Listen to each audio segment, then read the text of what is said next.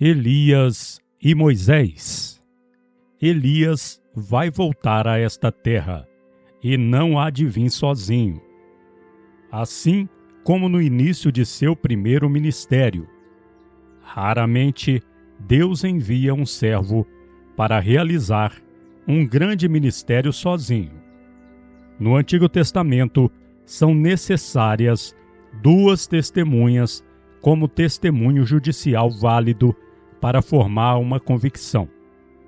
Números 35:30, Deuteronômio 17:6, Deuteronômio 19:15, conferir com Hebreus 10:28. Jesus também falou em 2 pessoas para confirmar questões de disciplina e para verificar a verdade.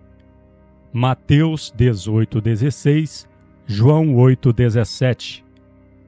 Paulo, inclusive, mencionou a necessidade de várias testemunhas para validar um julgamento, 2 Coríntios 13:1 e 1 Timóteo 5:19. Quem, no entanto, será o profeta que será uma testemunha junto de Elias? Muitos têm sugerido que será Enoque, mas esse grande santo profeta antediluviano não seria um companheiro adequado para Elias. Em um ministério profético dirigido exclusivamente a Israel, muito mais apropriado para estar ao lado de Elias seria Moisés. Para o futuro Israel apostata, após o arrebatamento da igreja, nenhum homem em toda a sua história seria merecedor de maior respeito e apreço do que Moisés e Elias. Na verdade, Moisés é mencionado 80 vezes no Novo Testamento e Elias 29 vezes. Abraão é mencionado 73 vezes e Davi 59. Estes homens foram levantados por Deus para exercer ministério em Israel, em tempos de grande apostasia. Moisés foi o grande libertador e legislador de Israel, acerca de quem foi dito: nunca mais se levantou em Israel profeta algum como Moisés, com quem o Senhor houvesse tratado face a face, em todos os sinais e maravilhas, no tocante a Faraó, e todos do Egito, e em toda mão forte, e aos grandes e terríveis feitos que operou Moisés, à vista de todo Israel. Veja Deuteronômio 34, 10, 12. Ao tempo em que o nosso Senhor se manifestou a Israel, os judeus pensavam que, na verdade, fora Moisés quem lhes havia dado pão no deserto. João, capítulo 6, 32. Quanto a Elias, certamente o maior dos profetas, Deus respondeu sua humilde oração. Veja 1 Reis 18, 36, 38. Ao enviar fogo do céu para consumir o seu sacrifício no Monte Carmelo, derrotando assim os 450 profetas de Baal. Ao final, Deus o tomou por meio de um carro de fogo e de cavalos de fogo, conduzindo-o para fora do mundo, onde reina Satanás. 2 Reis 2:11. Quando estava em meio à escuridão espiritual de Israel, que vivia sobre a rainha Jezabel, Elias se igualou a Moisés, fugindo para uma caverna, mesmo local em que se acredita que Moisés, 600 anos antes, foi protegido por Deus, enquanto sua glória passava. 1 Reis 19, 8, 9, Êxodo 33, 21 ao 23. Tão elevado era o conceito que Israel tinha de Elias nos dias de Jesus, que quando viram os milagres do Senhor, alguns pensaram que Elias tinha voltado. Mateus 16, 14. Quando nosso Senhor chamou da cruz, Eli, Eli, acreditaram que Jesus estava chamando Elias para que viesse salvá-lo. Mateus 27, 46, 49, Marcos 15, 34, 36. No momento em que as duas testemunhas aparecerem em Jerusalém, logo no início da 70ª semana, elas começarão imediatamente seu ministério profético. Pouco antes disso, horas, dias, semanas, o arrebatamento terá removido todos os crentes da terra. Portanto, não haverá ninguém para ensinar essas duas testemunhas, e não haverá tempo para treiná-las.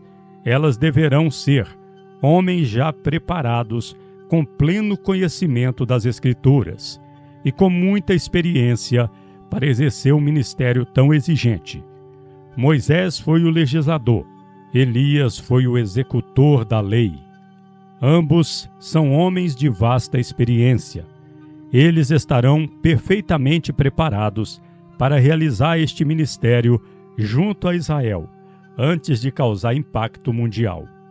Moisés, e acredita-se também Elias, jamais entraram em Jerusalém, embora Moisés talvez a tenha visto à distância. Deuteronômio 34, 1 ao 3. E Elias tenha escrito uma carta de juízo para um dos piores reis que Jerusalém já conheceu, 2 Crônicas 21, 12, 15. Conforme visto, Moisés e Elias saíram temporariamente do paraíso para se manifestar no Monte da Transfiguração, estando muito preocupados com algo que em breve aconteceria em Jerusalém. Marcos capítulo 9, 4. O Senhor Jesus disse: Por que não se espera que um profeta morra fora de Jerusalém? Lucas 13, 33. À luz desta declaração, é preciso salientar que esses dois grandes profetas israelitas não somente vão entrar em Jerusalém, mas também provarão uma segunda e última morte física em suas ruas, sendo postos nas mãos da besta que surge do abismo ao tempo da metade da 70ª semana. Apocalipse 11, 7 ao 10. Veja também Daniel 9, 27. Uma das evidências mais convincentes de que Elias e Moisés serão as duas testemunhas de Apocalipse 11 é a natureza dos sinais do juízo que esses homens vão realizar. Se alguém pretende causar-lhes dano, sai fogo de sua boca e devora os inimigos. Elas têm autoridade para fechar o céu, para que não chova durante os dias em que profetizarem.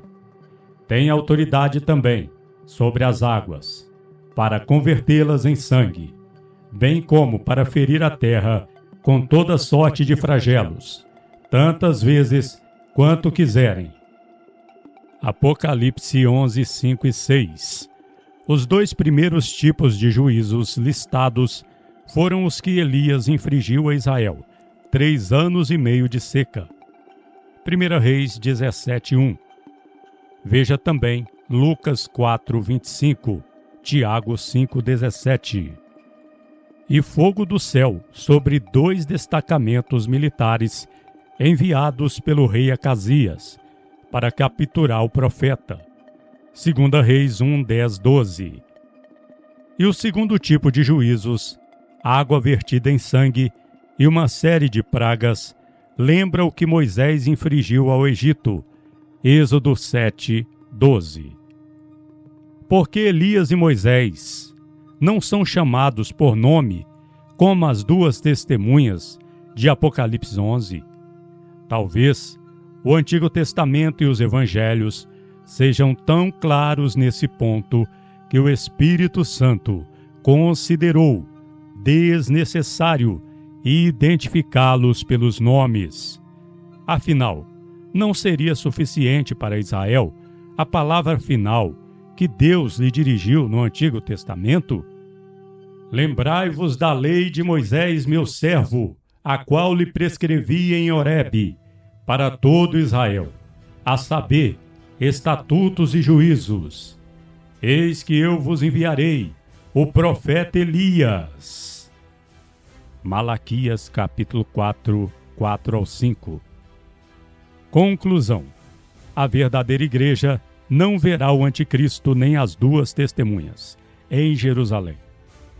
Nossa bendita esperança é ver Cristo, esposo da igreja e nosso cabeça. Tito 2,13, 2 Coríntios 11:2. No entanto, o Deus fiel aos seus concertos tem também um desígnio especial para Israel, seu povo escolhido. Romanos 11:25, 32.